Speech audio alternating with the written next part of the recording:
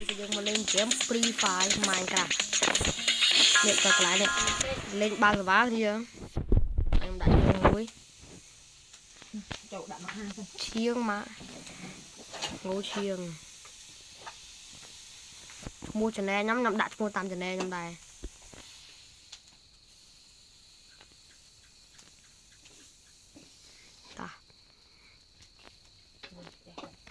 À lại đi cái gì?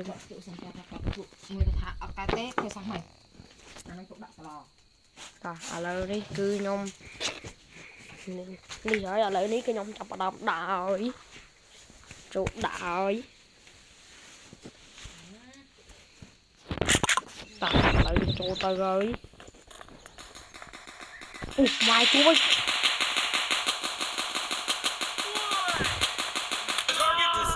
Ngon muối.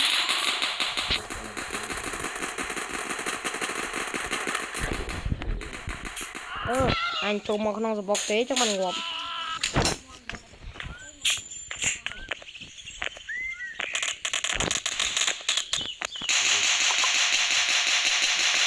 Đại.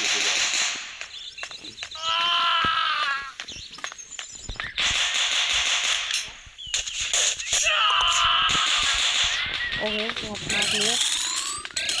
Đã trộm đi dân. Anh này anh.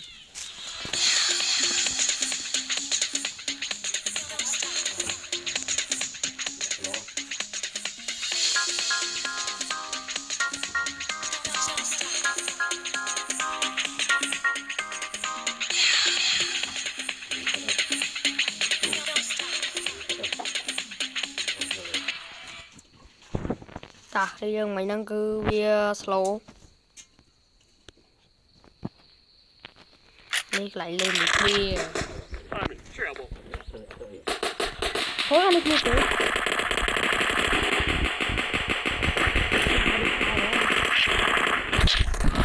Thôi mà bà các bạn định bắn 5 tam khỏi luôn.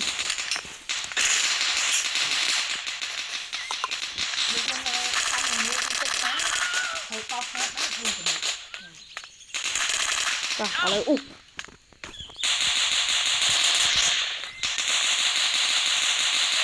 Đừng dài nó đi coi mà làm lên mấy clip không nè.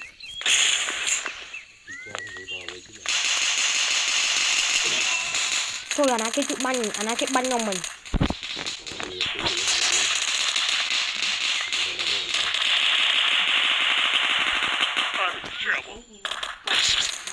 Tôi mà anh trồng bán nó anh đặt hộp bấy nha với nên anh trồng bán nó anh đặt hộp bấy chứ. Anh trồng bán nó anh đặt hộp bấy luôn.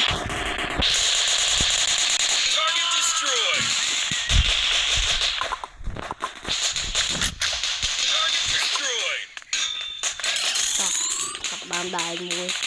Hãy lên mới slow này.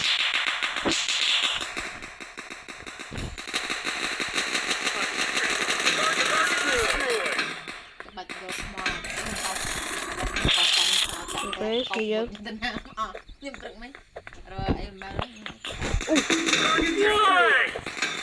cắt gió mà bị khói quả ngọt mà bị khói cho rồi.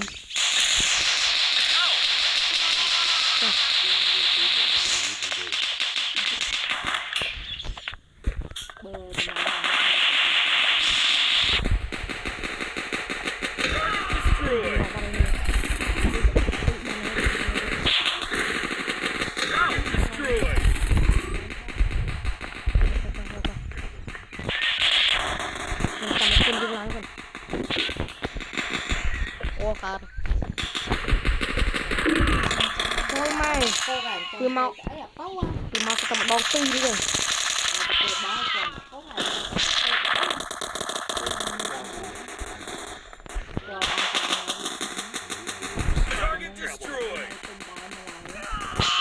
Thôi mày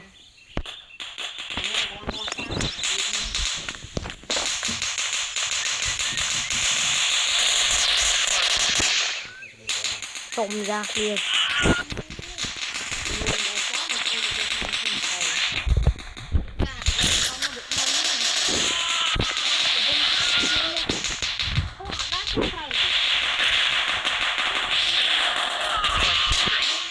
mà kìa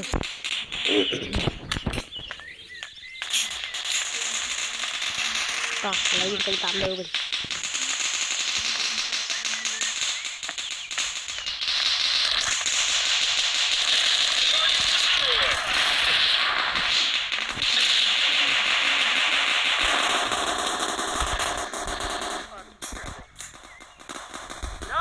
tôi ra đi ra mặt rồi rồi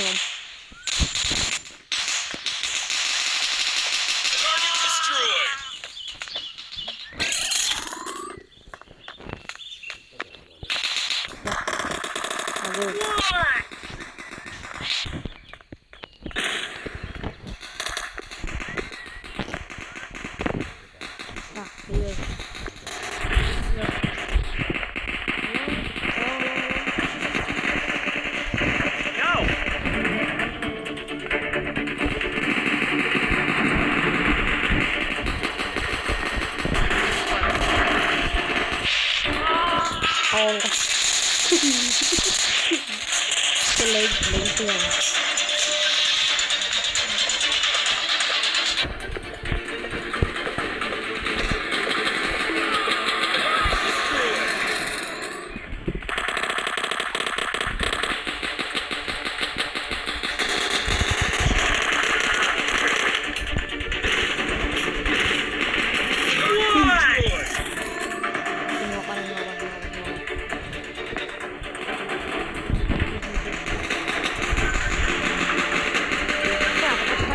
thôi mà